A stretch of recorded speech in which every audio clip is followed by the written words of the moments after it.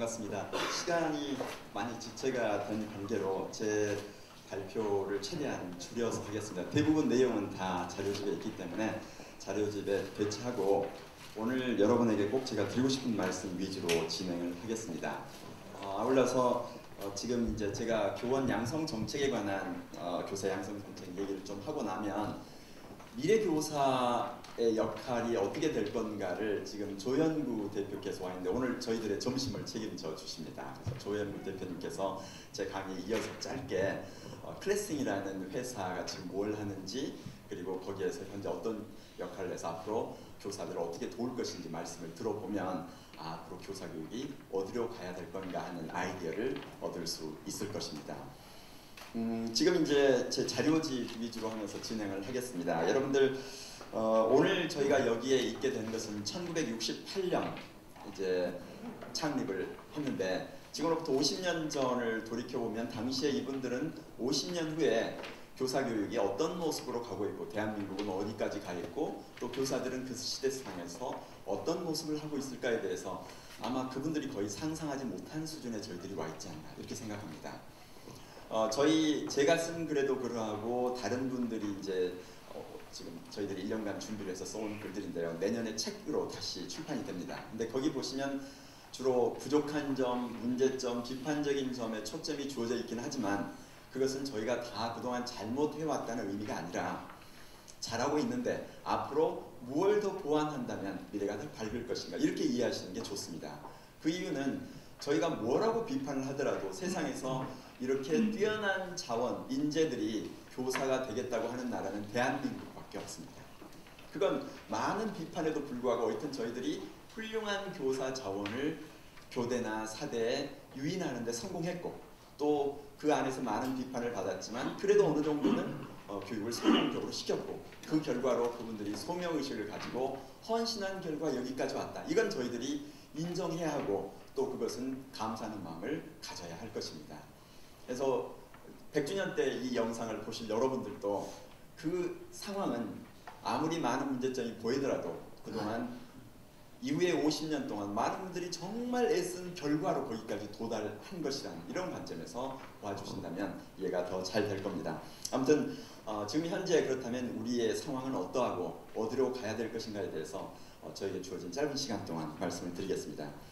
여러분들 자료를 보시면 나와 있지만 지금 현재 우리나라 교사와 관련해서는 여러 가지 내용들이 있는데 5쪽에 현행법 체계와 특징을 한번 보면요. 교사 유형은 영유아 단계의 보육교사, 유치원교사, 그 다음에 초중등학교 및 특수교사, 그 다음에 대학의 교원 이렇게 나뉘어 있고요. 법상으로 초중등학교 및 특수교사는 정교사, 준교사, 전문상담교사, 사서교사, 실기교사, 보건교사, 영양교사로 나뉘어 있습니다.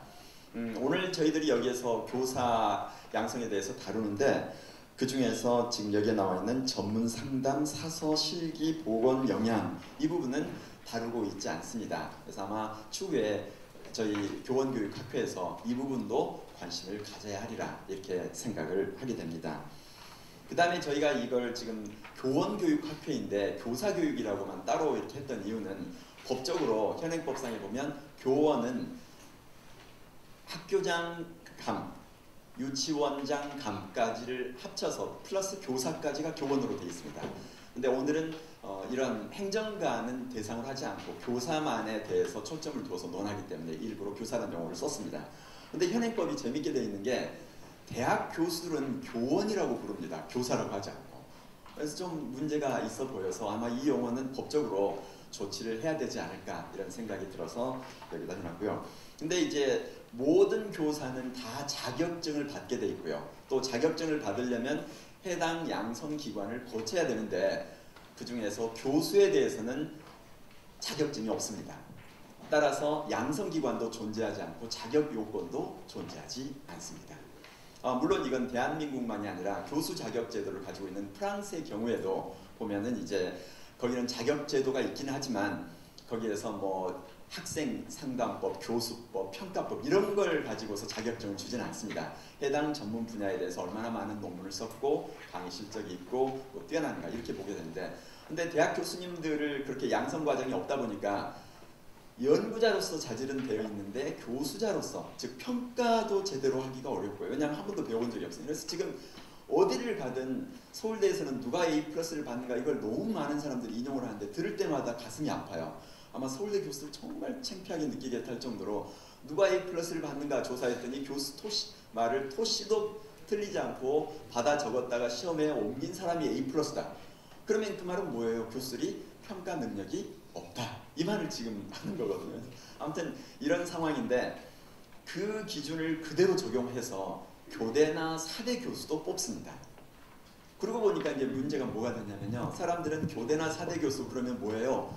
교사를 가르치는 교사이기 때문에 교수법, 평가, 상담, 학생 지도, 진로 지도 엄청 뛰어날 걸로 가정을 하는데 실제로 아무것도 모른 채 교단에 설 가능성이 극히 높습니다. 그래서 현재 교사 양성기관의 교수에 대해서만이라도 조금은 만약에 교수로 채용된 후에 한 6개월 정도 집중적으로 그게 필요한 역량을 갖출 수 있는 연수 과정을 거치거나 아니면은 지금 많은 교대에서는 하고 있는데 6개월에서 1년 동안 현장에 파견을 해서 강의 실수를 좀 줄여주고 직접 현장에서 강의하는 기회를 가져보거나 이런 게 필요하겠다. 그래서 여기에다 그 말씀을 7조까지 드려놨습니다.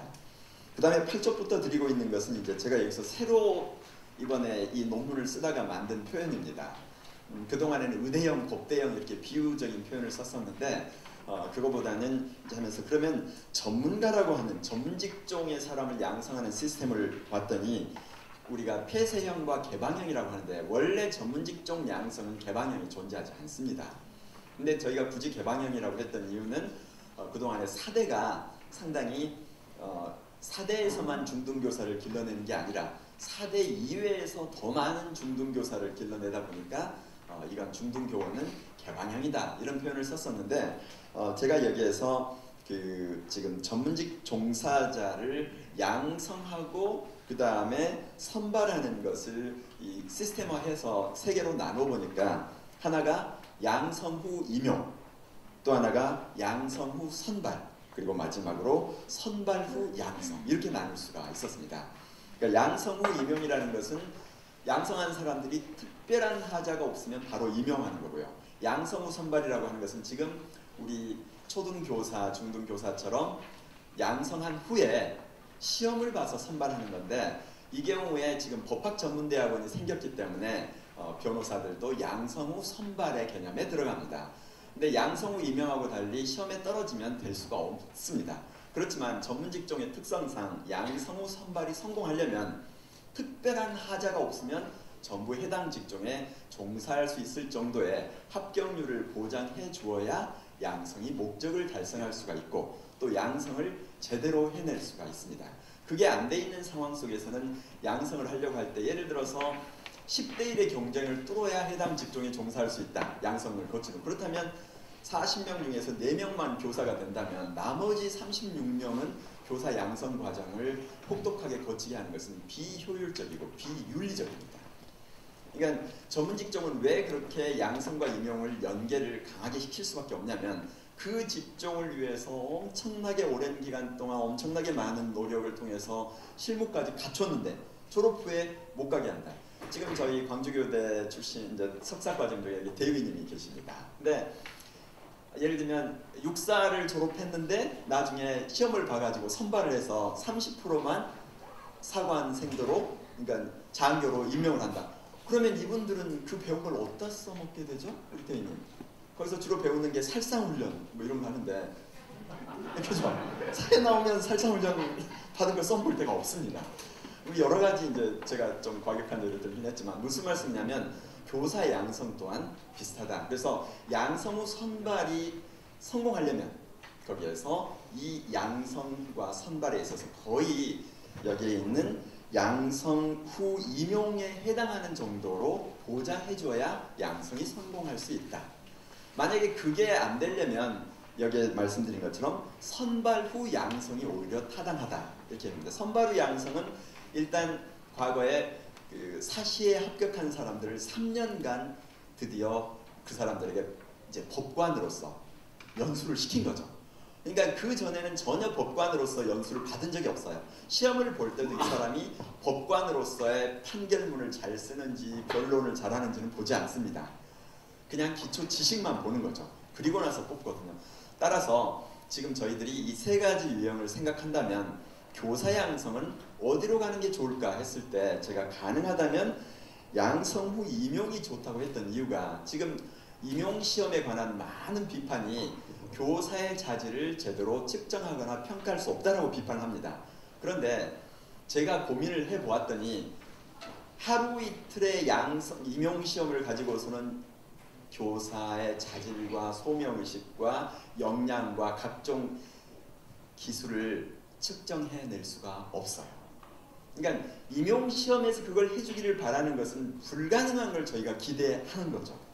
근데 더군다나 현재 임용시험은 하루에 간단하게 지필고사를 보고 그 다음에 하루 중에서도 불과 개인에게는 한 15분 정도의 시간을 통해서 면접하거나 수업시험하는데 그게 불가능하단 말이에요. 그러니까 이렇게 원래 임용시험이라고 하는 것 자체가 어찌 보면 불가능한 걸 하겠다고 했기 때문에 그냥 거기에서는 일종의 선발 기능을 하는데 각 교대나 사대에서 완벽하게 길러냈지만 혹시라도 교육청이 볼 때 하자는 없는지 또 우리 교육청이 원하는 특별한 역량을 갖추지는 못했는지 역으로 교육청은 이러이러한 역량을 갖추길 기대하는데 교대나 사대나 이런 양성기관이 교육청의 의도와 무관하게 전혀 그런 역량을 길러주지 못할 걸 우려해서 임용시험에 최소한 이걸 볼 테니까 이건 준비시켜라. 이런 메시지를 시그널을 보내는 정도로 임용시험을 의미를 부여하는 것이 타당하다. 그렇지 않으면 임용시험에서 하기를 기대하는 것은 불가능하다는 결론에 도달을 했습니다. 안 그러면 아예 임용시험 자체를 뭐 한 5일 이상 봐야 될 거고 합격시킨 후에도 그 사람의 소명의식을 보려면 6개월 동안 우리가 말하는 수습교사를 통해서 소명의식을 끝까지 측정한 후에 마지막에 6개월 뒤에 드디어 이 사람은 우리가 원하는 모든 자질을 갖췄기에 임용을 승인한다. 이게 타당한 과정이 되리라. 이렇게 생각을 하고 있습니다. 그래서 여기에 여러분에게 그 말씀을 드리고 있고요. 그 다음에 이제 미래교사와 이 교사의 역량 이런 부분들을 말씀을 드리는데 뭐 이런 부분은 그동안에 수없이 얘기가 되어 왔습니다. 그래서 그 부분은 그냥 빠른 속도로 지나가겠습니다. 그래서 우리의 현실 부분에서 제가 교사와 관련해서 지금 미래 역량만 말씀하시는데 제가 따졌을 때 지금 교대에서 25년 이렇게 강의를 하다 보니까 과거 교사 자원과 현재 교사 자원의 가장 큰 차이는 무엇인가 그랬더니 예를 들면 체육과 교수님 말씀이 체격은 커졌는데 체력은 급속히 저하되고 있다. 그래서 기계체조를 시키는데 과거에는 부상자가 생기지 않았는데 요새는 팔목 부러지고 발목 부러지고 뭐 허리 부상자가 너무 많아서 기계체조를 제대로 시킬 수가 없다. 이 얘기를 합니다. 근데 초등학교 교직은 가보시면 화장실 갈 시간도 없을 정도로 바쁘고 특수 유아는 더 심하고 즉 엄청난 체력을 바탕으로 하는데 일단 체력 문제를 우리가 고려하지 잘 않고 있어요. 과거에는 교대 올 때 체력이 안 되면 안 뽑았는데 요새 현행법상 체력 검사를 할 수가 없게 돼 있습니다. 그러니까 체력을 볼 수도 없고 기르기도 어렵고요. 그 다음에 체력만이 아니라 지금 여기 말씀드린 것처럼 스트레스에 대한 인내력 부족입니다. 제가 2학점 할 때도 엄청나게 많은 과제를 내줬는데 그게 3학점이 돼서 과제를 줄여도 애들은 갈수록 힘들어합니다. 그러니까 과거 아이들에 비해서 우리가 현대 우리 대한민국 사람들이 자꾸 불행하다고 느낀다고 했을 때 행복 공식을 만들어 보면 기대분의 소유예요. 내가 기대가 낮으면 소유가 적어도 행복할 수 있는데 기대가 너무 크면 아무리 소유가 높아도 행복할 수 없습니다. 지금 스트레스도 마찬가지입니다. 제주도에 갔더니 신규 교사들이 자살 충동까지 느껴서 원스톱 서비스를 하고 있더라고요. 전화만 하면 그리고 교사라는 게 확인만 되면 시간과 장소를 불문하고 상담 전문가가 가가지고 직접 상담을 하고 도움을 줍니다. 근데 왜 이런 일이 발생하나 했을 때 스트레스를 주는 요인 증가도 있겠지만 스트레스를 인내하는 힘이 줄어들면 스트레스 느낌은 커지게 된다. 근데 지금 우리가 갈수록 무균실 교육, 스트레스가 없는 것처럼 자꾸 얘기를 하거나 교대 기간 동안에 현장에 갔을 때 그냥 아이들과 더불어서 행복할 것처럼 착각을 하거나 뭐 이런 상황들 속에서 막상 현장에 가게 되면 엄청난 스트레스를 느낄 수가 있다. 그런 관점에서 이 스트레스에 대한 인내력 부분을 했고요. 소명의식 부분은 양성체제하고도 관계되는데 옛날 사범학교 시절의 교사들의 소명의식은 지금 교사들과 비교할 수 없이 컸다라는 게 과거분들의 이야기입니다. 그래서 제가 왜 그랬을까를 생각했더니 중등학교 시절의 교사들을 갖다가 쇠뇌시키는 것은 되게 쉬워요. 이 아이들에게 너희가 교육의 알파가 오메가이다. 너희가 안 되면 교육은 없어진다. 하여튼 이 신부님 이상으로의 소명의식을 심어줘서 현장에 보낼 수가 있는데 저희가 그 예전에 중초교사를 받은 적이 있어요. 그러니까 대학원 수준에서 교사를 기르는 셈이죠. 이분들을 받았더니 이분들은 누가 오냐면 가장 교직이 안정적이라고 생각하고 쉽다고 생각하고 소득이 높다고 생각한 분들이 오기 때문에 이분들을 대상으로 해서는 소명의식 길러주는 게 너무 어려웠어요. 현재 교대생들 가지고도 소명의식 상당히 잘 길러주고 있습니다. 그래서 끝없이 이 교사라는 것에 대해서 이건 너의 천직이고 앞으로 이 길을 통해서 너희가 삶의 의미를 찾아야 된다고 4년 내내 길러놓으면 현장의 초등교사들은 그 안에서 이 소명의식과 강한 스트레스 인내력과 그래서 직업 만족도를 조사하면요 초등교사는 20위 안에 들어있는데 어느 다른 중등교사도 그 안에 들어있지 않아요. 그럼 초등교사가 업무가 수월해서 그러냐? 그건 아니다라는 생각인 거죠. 그래서 저희들이 지금 대학원 수준에서 즉 선발 후 양성 시스템으로 가려고 한다면 결국 대학원 시스템인데 이 대학원 시스템에서 하려고 했을 때는 이 소명의식을 길러주는 부분에 있어서는 많이 힘들겠다. 이게 제가 지금까지 경험했던 것을 토대로 여러분에게 드리는 말씀입니다. 그의 내용들은 모든 학자들이 한 얘기이기 때문에 그냥 다 지나가겠습니다. 다 지나가고요. 그 다음에 체제공학과 복잡계 관점의 말씀을 여기서 간단히 드리는 이유는 뭐냐면 저희들이 어떤 정책을 수립할 때 이 정책을 수립하면 이러한 결과가 나올 거다 이렇게 가정하고 정책을 수립하는데 정책을 집행하고 보면 원하는 결과는 나오지 않고 원하지 않는 결과만 잔뜩 나오는 경우가 많다. 그래서 이게 복잡계라는 관점 속에서 다른 엄청나게 많은 요인과 연결이 돼 있기 때문에 지금 여기에서 이 버튼을 누르면 내가 원하는데 제대로 불이 들어올지 아니면 버튼을 눌렀더니 내가 원하는 데는 불이 들어오지 않고 이상한 데만 불이 많이 들어올지 이것까지를 함께 감안해야 하는데 우리들이 그렇게 하지 못할 때 우리의 의도하고 달리 원하는 데는 불이 들어오지 않고 원하지 않는 데 불이 들어와서 오히려 결과가 바람직해지지 않을 수도 있다. 그 다음에 이 결국 인간을 대상으로 하는 정책은 그 시스템 안에 있는 인간들이 어떻게 행동을 할 것인가를 철저하게 예측하고 그 예측한 것에 근거해서 정책을 해야 되는데 지금 우리의 많은 정책들은 그 안에 있는 행동을 예측하는 게 아니라 그 안에 있는 사람들이 이렇게 행동해야 된다라고 당위를 주장하고 정책을 하다 보니까 사람들은 그렇게 행동하지 않죠. 이게 문제라는 의미에서 말씀드렸고요. 그 다음에 이 예비교사 선발하고 미래 방향 부분에 있어서도 지금 선발을 하려고 할 때 예비교사로서 정말 훌륭한 자질을 가지고 있는가 뭐 면접하는데 면접 10분 갖고는 불가능하다는 말씀을 여기다 드려놓고 있습니다. 지금 교대 1학년들 보면 와가지고 절반 정도가 헤매고 있어요. 원래 교대에 오려고 안 했는데 부모가 가라고 해서 억지로 왔거나 점수 맞춰서 왔거나 의대 떨어져서 온 애들이거든요. 근데 저희들이 면접 때 못 골라내요. 별의별 거짓말 다 해요. 엄마 뱃속에서부터 교대를 다녔고 뭐 초등학교를 다녔고 모태 초등교사도 있고요. 뭐 하여튼 별게 다 있는데 걸러낼 수 없습니다. 그럴 경우에 그러면 우리는 뭘 어떻게 할 건가에 관한 말씀드렸고요. 마지막에 교원 양성체제 개혁 방안에서는 전문직종 양성체제가 주는 시사점은 아까 앞에서 말씀드렸던 거하고 비슷합니다. 그래서 이러한 내용들을 보시는데 다만 아까 선발에서는 교대마다 기준이 달라요. 그래서 강원도 출신의 아이가 수업을 듣길래 왜 강원 춘천교대 안 가고 우리한테 왔냐 그랬더니 지는 이과인데 춘천교대는 이과가 불리하게 되어 있더라. 점수 체제가. 근데 광주교대가 유리해서 왔다. 교대마다 다른 거 정말 타당한가? 그리고 그건 어떻게 합리화시킬 수 있을까? 그러니까 이건 실력주의 기본에도 맞지 않단 말이죠. 근데 제가 이제 이번에 냈던 책 실력주의에서 실력주의는 원래 한 줄 세우기다 라는 얘기를 합니다.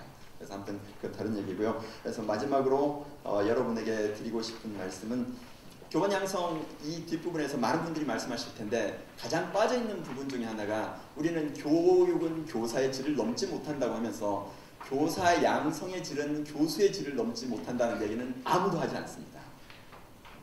교사 양성의 질은 교수의 질을 넘지 못하고요. 그러려면 교수님들의 이 교사 양성으로서의 소명의식, 필요한 역량과 기술 이러한 것들을 갖출 수 있도록 교육부에서도 좀 연수비도 제공하고요. 교대에서나 사대에서 교수를 뽑을 때도 그런 점에 유의하자. 이 정도가 제가 여러분들에게 새롭게 드릴 수 있는 말씀입니다.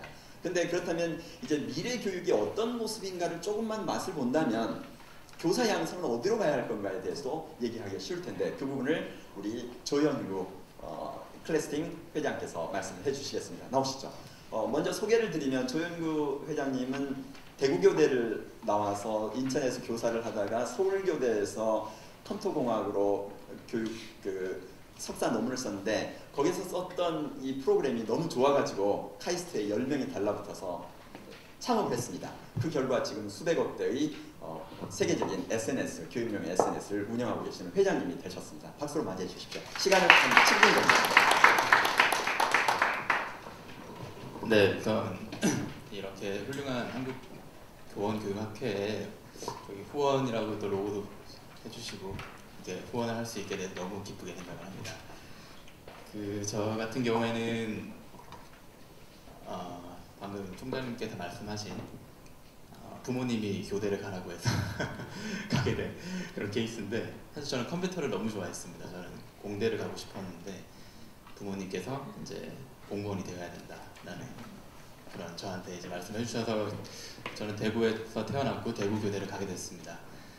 자, 근데 사실 저에서 임용에 이제 합격을 하고 제가 여기 있는 사람이 전데요. 제가 학교에서 선생님을 하면서 이 한계를 느꼈어요. 이 공교육의 근원적인 문제라는 걸 깨달았는데 왜 이렇게 많은 학생들을 가르쳐야 될까?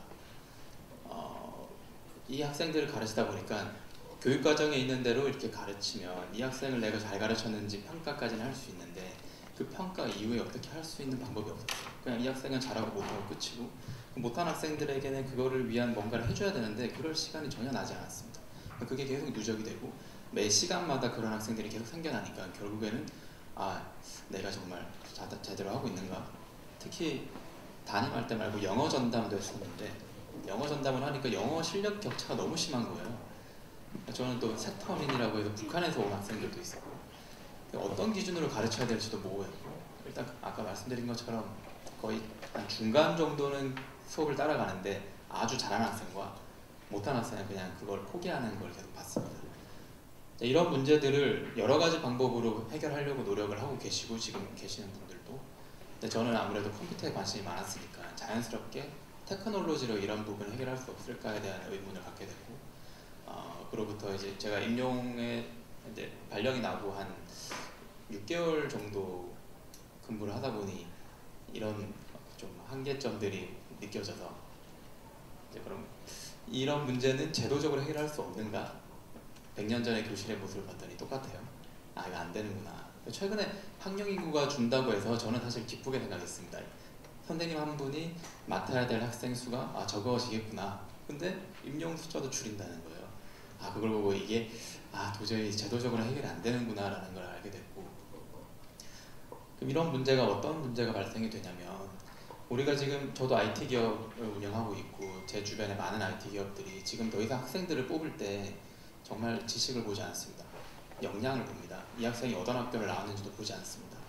그런 상황에서 사회에서 인재로서 필요한 사회에 이제 필요한 인재로 육성을 시키기 위해 공교육이 사실 만들어졌는데 그 사회에서 필요한 부분을 학교에서 교육과정이 제대로 지금 따라가지 못하고 있구나. 이 격차는 점차 벌어지고 있고 앞으로 아까 50년 뒤 타임머신 타임캡슐을 열어봤을 때 그때는 더 벌어지지 않았을까라는 예상을 해볼 수 있습니다. 자, 그러면 사회는 지금 다 아시겠지만 테크놀로지로 지금 변화를 하고 있습니다. 지금 모바일 시대가 상당히 많은 걸 바꿔놨고 곧 IoT 시대가 올 거고 거기에서 쌓이는 많은 데이터들은 AI를 더 고도화시킬 거고 그렇게 되면 훨씬 더 많은 변화를 만들어낼 건데요. 우리 교육은 그러면 그 테크놀로지를 계속 뭔가 배제하고 갈 것인가? 그러면 사회가 테크놀로지를 배제하면은 저는 교육도 그래도 된다고 생각을 합니다. 하지만 사회가 지금 테크놀로지로 계속 변해가고 있는 상황에서 교육이 그걸 계속 배제할 수는 없다고 하는 게 저의 기본적인 생각이고요. 공교육 이전의 모습으로 돌아가 보면 이게 도제교육 시스템인데 오히려 1대1로 이렇게 교육을 해주는 과거의 그런 시스템이 미래의 그런 다변화된 세상에서 필요한 인재를 키우기 위해 더 적합할 수 있다라는 게 생각인데, 사실 이제는 의무교육이기 때문에 모든 학생들에게 1대1로 선생님을 배부해주는 게 이제 불가능합니다. 여기에서 테크놀로지가 저는 인간이 할 수 없는 부분, 한계점에서 테크놀로지가 도움을 줘야 된다고 생각하는 철학을 갖고 있어서 이제 이 부분을 테크놀로지로 접목을 하게 되면 현재 공교육이 갖고 있는 가장 강점, 그러니까 과거의 1대1 교육에서는 사실 학생들이 같이 교실에 있지 않기 때문에 서로 협업을 한다든지 장기적인 프로젝트를 뭐 같이 디스커션을 하고 뭐 그런 활동들을 할 수가 없습니다. 이 공교육이 가지는 또 가장 좋은 장점들을 살리면서 지식적인 부분은 이렇게 1대1 교육으로 가게 되면 어떻게 될까? 그러니까 선생님들이 지식에 대한 부분을 좀 더 자유로워지면 수업 시간이 더 이상 주입식이 아니라 그 지식은 학생들이 다른 더 좋은 방식으로 내가 습득을 할 수 있게 된다면 오히려 역량을 키워줄 수 있는 그런 수업을 선생님들이 할 수 있는 시간이 나지 않을까 하는 게 저희의 생각입니다. 이 1대1 교육을 위해서는 AI라는 엔진이 필요한데 AI는 아주 많은 데이터가 필요합니다. 근데 교육에서는 빅데이터가 만들어지지 않았습니다. 과거에는. 왜냐하면은 학생들이 잘 안 쓰기 때문이고요. 이제 일반적인으로 많이 쓰는 빅데이터가 모이는 서비스에는 이제 교육적인 이야기가 오가지 않습니다. 그래서 교육 빅데이터는 정말 쌓기 힘든 영역인데요. 그걸 하기 위해 사실 클래스팅은 클래스의 커뮤니케이션 좀 더 가볍게 들어갈 수 있게 선생님과 학교에서 학생들, 학부모와 커뮤니케이션을 더 쉽게 할 수 있게 만들어주는, 선생님들이 카톡으로 메시지 오는 걸 정말 싫어하세요. 근데 그런 부분들이 교육에 특화된 커뮤니케이션으로 저희가 만들었고 이제 이러한 서비스가 많은 성공을 지금 만들어냈습니다. 이분은 이제 손정희 회장님, 소프트뱅크 손정희 회장님이시고 저희가 삼성이나 산업은행 같은 큰 투자자를 통해서 이제 많은 이제 투자를 지원을 받게 됐고요. 글로벌 탑10 에드테크 기업으로도 이제 성장을 할 수 있게 됐습니다. 해외 진출을 지금 교육부하고 함께 같이 진행을 하고 있는데 저희가 지금 사용성을 기반으로 이제 450만 정도의 지금 학생 학부모들이 서비스를 사용하고 있고 교사는 거의 20만 명 정도 저희 서비스를 이용하고 있습니다. 저희가 쓰라고 한 적도 없고 저희는 이걸 하기 위해 이제 실리콘밸리의 린 스타트업이라는, 왜냐하면 너무 빠르게 변하기 때문에 과거에는 우리가 이걸 해 그러면 따라와 이렇게 되면 너무 오랜 시간이 걸렸잖아요. 근데 세상의 변화가 너무 빠르기 때문에 이제는 그렇게 찍어 놓은 게 그 사이에 다 변해버립니다. 그래서 다양한 산업이 다 그렇게 변하고 있기 때문에 린이라는 방식을 쓰는데 이게 뭐냐면 고객이 원하는 거를 바로바로 개발해서 제공하는 겁니다. 매달 그렇게 저희는 그런 방식을 통해서 이 교육이 원하는 게 뭔지, 그거를 우리가 지원해 줄 수 있는 게 뭔지 자체 개발진을 다 포괄하면서 매달 그거를 서비스를 하고 있고요. 그러다 보니까 이렇게 많은 사용성을 만들게 됐고 빅데이터라는 걸 만들 수 있게 됐습니다. 그러니까 월 4TB 이상의 로그 데이터, 로그라면 txt 파일이에요. 그게 4TB가 매월 쌓여요. 그만한 빅데이터를 통해서 저희는 이제 AI라는 거를 이용할 수 있게 되는데, AI는 저는 도구로서 이용을 해야 된다고 생각을 합니다. 우리가 자동차나 휴대폰을 도구로서 쓰고 있듯이 교육에서도 AI를 도구로 쓸 수 있어야 이제 AI의 지배를 받지 않는 형태가 되는데, 과거에는 우리가 학생들을 구분하기 위해서는 이런 데이터가 있었죠. 학교 학년, 성별, 성적이라는 데이터로 상하, 우열반 같은 걸 나눠서 한번 시도를 해봤었습니다. 근데 이제 디지털 학습이 되면서 학습 데이터가 추가가 되면서 조금 더 다양한 그룹을 교실에서 나눌 수 있게 됐어요. 이게 이제 어답티브 러닝의 과거의 그런 학습 시스템, 미국에서 현재 하고 있는 뉴튼이라는 곳에서도 하고 있는 곳인데, 저희가 접근한 거는 소셜 데이터가 들어갑니다. 커뮤니케이션을 하기 때문에 아까 말씀드린 것처럼 너무 많은 빅데이터가 쌓이고 그걸 접목하게 되면은 정말 많은 다변화된 그룹이 만들어지고 이게 무한으로 생성이 되기 때문에 이 그룹 하나하나가 1대1이 될 만큼 이제 그룹이 다 나뉘어집니다. 그럼 이 그룹에게는 어떤 학습이 효과적인지가 AI가 다 측정을 하고 그 AI가 각자 이제 학습에 대해서는 다른 부분은 사실 AI가 잘할 수 없다고 보는데 학습에 대해서는 이거에 대해서 아주 최적화된 가이드를 해줄 수 있습니다. 뭐 이런 AI에 대한 좀 더 깊은 얘기를 드리고 싶은데 제가 시간이 많지는 않아서 일단 이 부분 실시간 강화 학습이라는 부분을 꼭 한번 나중에 리서치를 해보시면 좋을 것 같습니다. 그래서 이런 저희 시스템 안에서 교육 콘텐츠를 저희는 다 모았어요. 22개 교육회사에서 한 8만 개 정도의 문항과 5만여 콘텐츠를 다 모았습니다. EBS를 포함해서 교과서에서 모두 다 모았고요. 그래서 이런 콘텐츠를 선생님은 이제 수업을 하고 그 뒷단, 아까 우리가 불가능했던 그 뒤에 진단하고 그 AI 티처가 이 학생의 맞춤식으로 계속 이제 차별화된 콘텐츠를 내주면서 트래킹을 하고 그 리포트를 다시 교사에게 줍니다. 그럼 교사는 한번 수업을 하고 그다음 이 수업에 대해서 그 학생이 후속적으로 집에서 어떤 노력을 했고 어떻게 성취를 했는지를 그냥 리포트로 받아보는 거예요. 그런 식으로 이제 학습에 대한 보조를 AI가 해주는 형태가 되고요. 이제 이게 이론적인 게 아니라 클래스팅은 직접 만듭니다. 직접 다 만들기 때문에 이제 이런 서비스로서 지금 클래스팅 AI라는 상품을 만들 수 있게 됐고 현재 학교에서 이제 이 부분을 사실 저희가 저번 달에 런칭을 해서 11월에 런칭했는데 이미 지금 100여 개 학교에서 이 클래스팅 AI를 도입을 하고 있습니다.